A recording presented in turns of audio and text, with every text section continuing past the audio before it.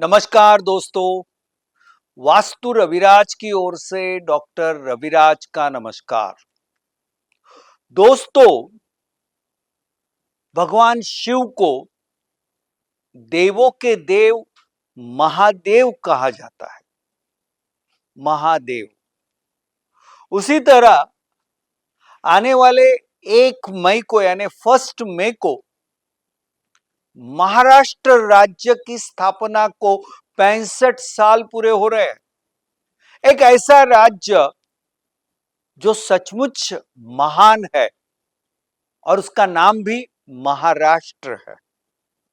महाराष्ट्र एक ऐसा राज्य है जिसका पूरे देश में जीडीपी सबसे ज्यादा है, जीएसटी का इनकम सबसे ज्यादा है, इनकम टैक्स का कंट्रीब्यूशन वो भी सबसे ज्यादा है और यहां तक पिछले कई सालों से पूरे देश में फॉरेन डायरेक्ट इन्वेस्टमेंट में भी महाराष्ट्र लगातार नंबर 1 पर है। साथ ही साथ हिंदुस्तान की तिजोरी को भी हाईएस्ट कंट्रीब्यूशन देने वाला इंडस्ट्रियली, एजुकेशनली हाईली डेवलप राज्य यानी महाराष्ट्र। महाराष्ट्र की महानता का सबसे बड़ा श्रेय अगर किसी को देना है तो वो महाराष्ट्र की जनता को देना पड़ेगा।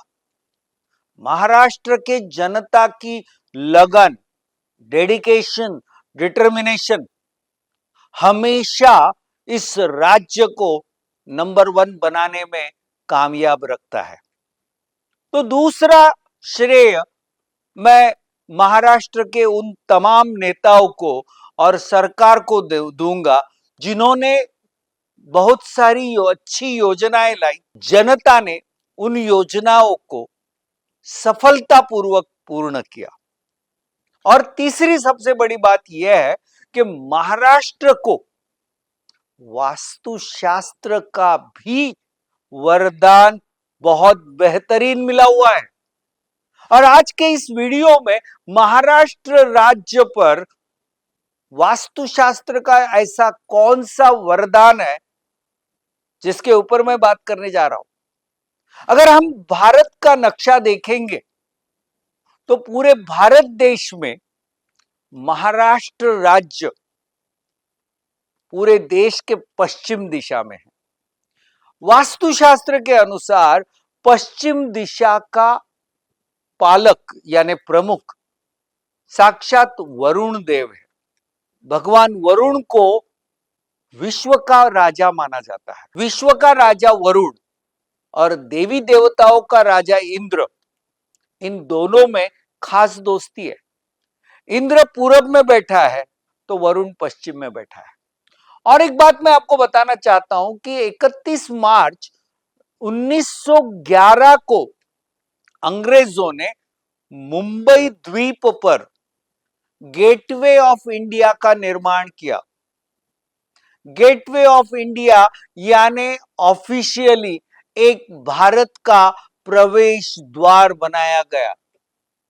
और सबसे आनंद की और महत्वपूर्ण बात यह है कि ये गेटवे ऑफ इंडिया वास्तुशास्त्र के अनुसार वास्तु के पुष्पदंत पदमंडल में आ रहा है। जब हम महाराष्ट्र राज्य के नक्शे का वास्तुशास्त्र देखते हैं तो हमें यहां पर मुंबई पश्चिम यानी वरुण के क्षेत्र में तथा पुष्पदंत के क्षेत्र में दिखती है। वरुण विश्व का राजा है और पुष्पदंत को यानी भारत के नक्शे के अनुसार तथा महाराष्ट्र के नक्शे के अनुसार दोनों नक्शों के आधार पर पुष्पदंत का प्रवेश द्वार business growth, economic growth, financial stability के लिए सबसे बेहतरीन माना जाता है। यह पुष्पदंत कौन है? पुष्पदंत देवराज इंद्र के इंद्रलोक में गंधर्व राज है। और इनकी और एक खासियत ऐसी है कि ये शिव महिम्न स्तोत्र के रचयिता है। एक तरफ गंधर्व राज है, दूसरी ओर शिव महिम्न स्तोत्र के रचयिता है, और बिजनेस के लिए बेहतर है। इसलिए दोस्तों एक बात याद रखिए, जो मुंबई द्वीप एक जमाने में निर्मनुष्य था, वही मुंबई देश की आर्थिक राजधानी बनती है। इसका कारण इस पुष्पदंत के प्रवेश द्वार की वजह से, और यह पुष्पदंत का प्रवेश द्वार यही वास्तुशास्त्र की महाराष्ट्र राज्य को तथा देश को एक बहुत बड़ी उपलब्धि है। महाराष्ट्र के इस वास्तुशास्त्रीय वरदान के बारे में आगे जब मैं देखता हूं, तो महाराष्ट्र में सह्याद्री पर्वतों की एक बहुत बड़ी रेंज है, और महाराष्ट्र की खुशनसीबी ये है कि ये सह्याद्री पर्वत सारे महाराष्ट्र के साउथ और साउथ वेस्ट के इलाके में आ रहे हैं।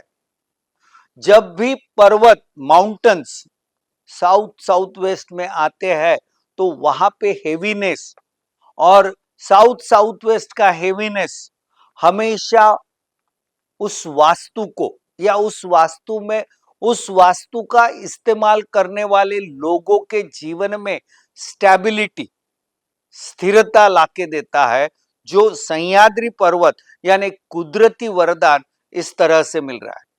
आगे जब हम महाराष्ट्र के नदियों के बारे में देखते हैं, तो राष्ट्रीय स्तर पर की 3 बड़ी नदियां महाराष्ट्र में दिखती है। इसमें से एक तापी नदी, जो उत्तर और वायव्य यानी नॉर्थ वेस्ट रीजन में, इसका मतलब नॉर्थ महाराष्ट्र में तापी नदी के माध्यम से बहुत बड़े जलाशय वहां पे निर्माण हुए हैं। तो दूसरी ओर गोदावरी नदी, जो महाराष्ट्र के उत्तर और ईशान्य भाग से वो बहती है, यानी उत्तर और ईशान कोण में पानी का अस्तित्व निश्चित रूप से महाराष्ट्र की प्रगति में एक बहुत बड़ा योगदान दिखाती है। यहां पे दोस्तों महाराष्ट्र के कुछ शहरों के बारे में भी मैं बात करना चाहूंगा। यही गोदावरी नदी, जो नासिक शहर के बीचों बीच से जा रही है, जिसकी वजह से नासिक उत्तर और दक्षिण ऐसे 2 विभागों में बढ़ जाता है। दक्षिण नासिक जो है, जो आर्थिक दृष्टिकोण से बहुत अच्छी प्रगति कर पाया है, क्योंकि उस दक्षिण नासिक के उत्तर दिशा में गोदावरी यानी पानी है, इसलिए उसकी प्रगति ज्यादा हुई है। उसी तरह जब हम पुणे शहर के बारे में देखते हैं, तो पुणे शहर में भी मुला और मुठा नामक 2 नदियां निश्चित रूप से पुणे शहर का इस तरह से विभाजन करते हैं कि जिसके वजह से जिस क्षेत्र के उत्तर और पूरब में मुला या मुठा नदी जा रही है, वहां पे आर्थिक प्रगति ज्यादा दिख रही है। महाराष्ट्र के आर्थिक योगदान में मुंबई, ठाणे तथा पुणे, इन तीनों का योगदान बहुत बड़ा है। मुंबई में गेटवे ऑफ इंडिया के माध्यम से जो पश्चिम दिशा का प्रवेश द्वार निर्माण हुआ है, आमतौर पर पश्चिम दिशा का प्रवेश द्वार ज्यादा पॉजिटिव नहीं माना जाता है, लेकिन एक विशेष परिस्थिति में, यानी जब आप पश्चिम के प्रवेश द्वार में खड़े होते हो, बाहर देखते हो और दूर क्षितिज तक, होराइजन तक, यानी जहां जमीन और आकाश एक होता है, दूर तक जब आपको पूरी लंबाई तक सब स्पेस ओपन दिखता है, खुला दिखता है, तो ऐसा पश्चिम का प्रवेश द्वार बहुत ही लाभदायी माना जाता है। और यही गेटवे ऑफ इंडिया पे सैकड़ों मीलों तक समुंदर और आकाश, इसके अलावा कुछ नहीं है। इसलिए भी मुंबई की आर्थिक प्रगति और मुंबई का पूरी देश की आर्थिक राजधानी बनना यही एक कारण है। इसके अलावा ठाणे शहर का अगर आप वास्तुशास्त्र देखते हो तो ठाणे शहर जैसे जैसे फैलता गया है तो एक बात जरूर दिखेगी, ठाणे शहर जैसे ही नवी मुंबई की ओर बढ़ता गया, यानी नॉर्थ ईस्ट के क्षेत्र में पानी का अस्तित्व बड़े पैमाने पर बढ़ता गया। यानी नॉर्थ और नॉर्थ ईस्ट में पानी आने से ठाणे शहर की प्रगति हुई है। और महाराष्ट्र के जीडीपी में देखा जाए तो पहला नंबर मुंबई है, तो दूसरा नंबर ठाणे का आता है, तो तीसरा निश्चित रूप से पुणे का है। तो तीसरी ओर मैं कोल्हापुर शहर के लिए जब बात करूंगा तो कोल्हापुर शहर की रचना भी इस तरह से है कि कोल्हापुर की जीवनदायिनी पंचगंगा नदी जो उत्तर दिशा से ईशान्य होकर पूरब से बाहर जाती है, यानी कोल्हापुर नगरी के उत्तर, ईशान तथा पूरब में नदी होने की वजह से महाराष्ट्र का एक बहुत ही मालदार यानी आर्थिक दृष्टिकोण से बहुत ही स्ट्रांग शहर कोल्हापुर माना जाता है। और साक्षात शक्तिपीठ महालक्ष्मी वहां बैठी है, इसकी वजह से भी कोल्हापुर की आर्थिक प्रगति बहुत जोरदार है। जब हम महाराष्ट्र की बड़ी राष्ट्रीय स्तर की नदियों के बारे में बात कर रहे थे तो तीसरी नदी जो है वो कृष्णा नदी मानी जाती है। और ये कृष्णा नदी महाराष्ट्र के दक्षिण इलाके में सांगली से होकर कर्नाटक में वो प्रवेश करती है। इसका मतलब यह है कि दक्षिण में पानी का अस्तित्व है, लेकिन बहुत थोड़े रीजन में वो होने की वजह से दक्षिण का पानी जब आर्थिक परेशानी निर्माण करता है, लेकिन महाराष्ट्र के क्षेत्र को देखते हुए दक्षिण में कृष्णा की व्याप्ति बहुत कम है। इसके लिए मैं कहूंगा कि वो ब्लेसिंग इन डिस्गाइज निश्चित रूप से माना जाता है।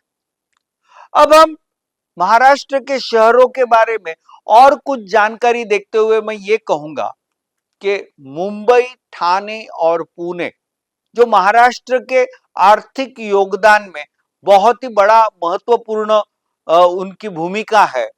ये तीनों शहर महाराष्ट्र राज्य के एग्जैक्ट पश्चिम दिशा पर बसे हुए हैं। इसकी वजह से यानी पश्चिम एक और वरुण तो दूसरी ओर पुष्पदंत, जिसकी वजह से निश्चित रूप से आर्थिक योगदान देने में इनकी महत्वपूर्ण भूमिका रही है। नासिक, जलगांव और संभाजीनगर ये उत्तर दिशा से वायव्य की ओर यानी नॉर्थ से लेकर नॉर्थ वेस्ट की ओर बसे हुए हैं। जो मैं कहूंगा कि ये शहरों के माध्यम से एक और महाराष्ट्र की स्पिरिचुअलिटी तो दूसरी ओर महाराष्ट्र के लोक जीवन की गरिमा में इन शहरों का योगदान बहुत बेहतरीन माना जाता है। तो दूसरी ओर अमरावती, नागपुर और चंद्रपुर जैसे शहर महाराष्ट्र के ईशान कोण में है और ईशान कोण के माध्यम से महाराष्ट्र की आर्थिक तथा शैक्षणिक प्रगति में एक बेहतरीन योगदान दे रहे हैं। तो आगे अगर हम जब साउथ वेस्ट में आते हैं तो साउथ वेस्ट में हमें कोल्हापुर, सांगली तथा सोलापुर जैसे बहुत ही स्ट्रॉन्ग ऐसे जिले मिल रहे, ऐसे डिस्ट्रिक्ट मिल रहे हैं जो महाराष्ट्र की स्थिरता यानी स्टेबिलिटी में बहुत अच्छा और बड़ा योगदान देते हैं। महाराष्ट्र देखा जाए तो छत्रपति शिवाजी महाराज का राज्य, यानी महाराष्ट्र देश में सैकड़ों की संख्या में किले हैं।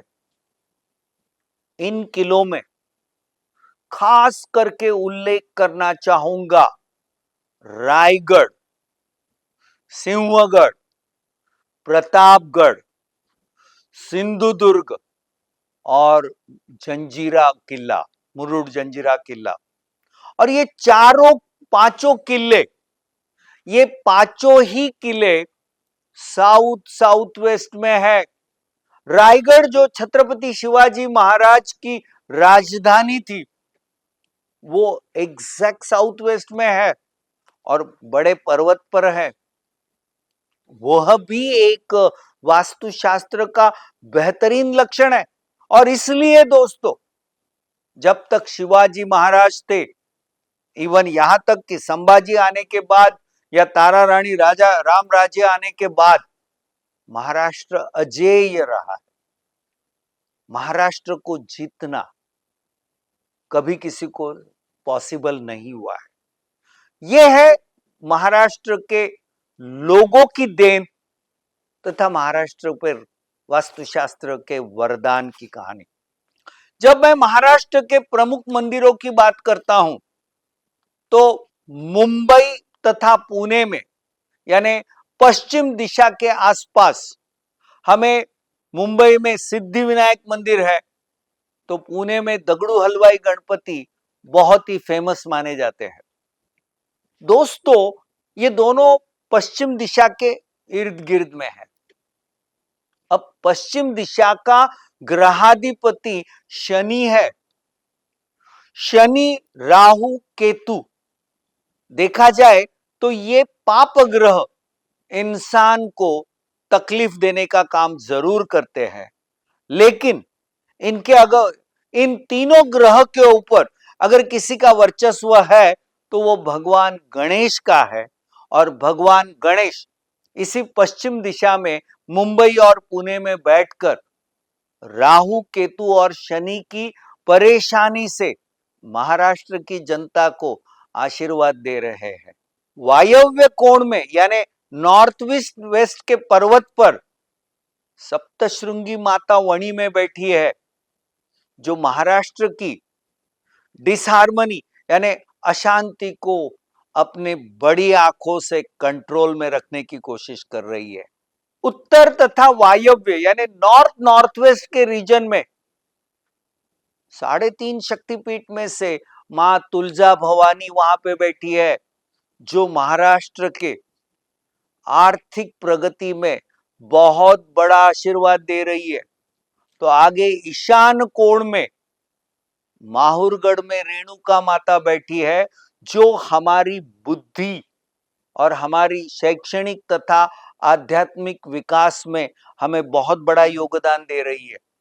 तो साउथ वेस्ट यानी कोल्हापुर में मां लक्ष्मी बैठी है, जो अपने अस्तित्व से महाराष्ट्र को सभी स्तर पर सक्षम बना रही है। तो वहीं साउथ वेस्ट में चंद्रभागा नदी के किनारे महाराष्ट्र का सबसे पसंदीदा भगवान विट्ठल और रुक्मिणी वहां पे ईंट पे खड़े हैं और अपने भक्तों को सदा आशीर्वाद दे रहे हैं। तो दोस्तों, महाराष्ट्र को वास्तुशास्त्र ने सचमुच बहुत ही बड़ा वरदान और आशीर्वाद दिया है। दोस्तों, एक बात याद रखिए, आप कहोगे ये सारी चीजें सचमुच। दोस्तों, एक महाराष्ट्र एक बहुत बड़ा भूखंड, एक बहुत बड़ा प्लॉट एरिया के हिसाब से हमने जब इसका अभ्यास किया तो ये सारे निष्कर्ष हमें जानने को मिले। लेकिन दोस्तों, अगर इस वक्त अगर आप महाराष्ट्र के नक्शे की ओर देखोगे तो इस नक्शे में आपको पूरब दिशा में पार्टली यानी एक कट दिखाई दे रहा है, साउथ ईस्ट पूरी तरह से कट है और साउथ में थोड़ा सा कट है। पूरब का कट महाराष्ट्र की प्रगति पर थोड़ा सा निगेटिव परिणाम जरूर कर रहा है, लेकिन फिर भी मैं कहूंगा कि महाराष्ट्र की प्रगति सराहनीय है।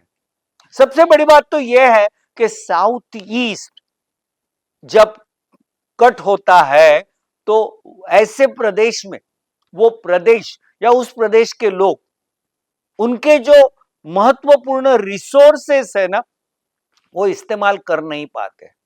इसका मतलब साउथ ईस्ट का कट महाराष्ट्र अपने रिसोर्सेस को पूरी क्षमता में इस्तेमाल करने में कम पड़ रहा है।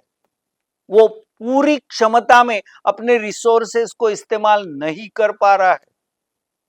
फिर भी दोस्तों साउथ ईस्ट हमारा गया है, फिर भी महाराष्ट्र पूरे देश में एक महान राज्य है, ये तो आपको मानना ही पड़ेगा। मान लो अगर साउथ ईस्ट कट होके कर्नाटक में नहीं जाता तो महाराष्ट्र की प्रगति और कितनी जोरदार होती। बट ये कुदरत का लेखा जोखा है। फिर भी मैं कहूंगा कि महाराष्ट्र की जनता सराहना की पात्र है। वो अपने डेडिकेशन और डिटर्मिनेशन से राज्य और देश की इकोनॉमिक प्रगति के लिए अपना योगदान लगातार दे रहे हैं। साउथ का कट आर्थिक विषमता निर्माण करने का प्रयास कर रहा है। फिर भी मैं कहूंगा ये ऐसी चीजें हैं जो कुदरत ने हमारे लिए बनाई है, फिर भी हम उसको एक्सेप्ट करते हैं और हम अपना हौसला बुलंद रख के हमारे राज्य तथा देश की प्रगति में अपना योगदान दे सकते हैं। सो दोस्तों, ये था महाराष्ट्र राज्य के वास्तुशास्त्र के आधार पर एक विश्लेषण। कमेंट बॉक्स में मैं आपकी कमेंट्स जरूर पसंद करूंगा, आपके सुझाव और सवाल जानना चाहूंगा और मुझे खुशी होगी कि अगर मैं उसके ऊपर आपको उत्तर दे सकूं। बहुत बहुत शुभकामनाएं महाराष्ट्र दिवस पर। फिर एक बार पूरे महाराष्ट्र की जनता को या देशवासियों को महाराष्ट्र दिन की बहुत बहुत शुभकामनाएं। धन्यवाद।